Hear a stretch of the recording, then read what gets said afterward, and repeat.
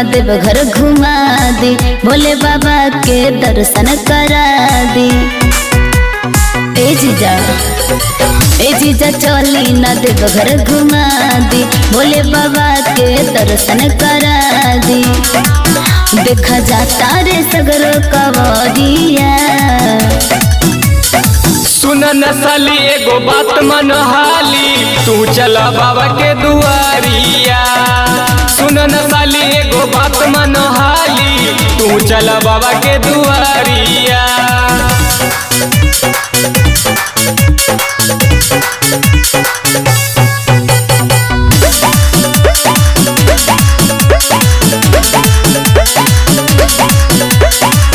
रउआ ना बुझाला ये जीजा बानी ये गोसाले। देर का लगावत बारू चल हाली हाली। ए जीजा रउआ ना बुझाला ये जीजा बानी ये गोसाले। देर का लगावत बारू चल हाली हाली। भला कांधे पर जल्दी कबरिया।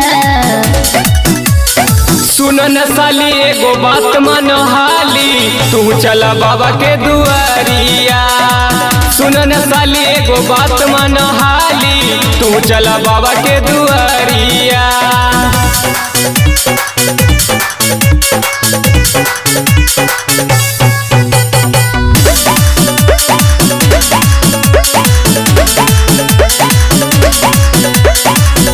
लड्डू रंगीला रउआ बोले का मैटर। भोले बाबा से अपन दुल्हा मंगियो बेटर। सुनी ना लड्डू रंगीला रउआ बोले का मैटर। भोले बाबा से अपन दुल्हा मंगियो बेटर। लड्डू नीतीश चली बाबा के दुआरिया। सुन न साली एगो बात मन हाली, तू चला बाबा के दुआरिया। सुन न साली एगो बात मन हाली, तू चला बाबा के दुआरिया।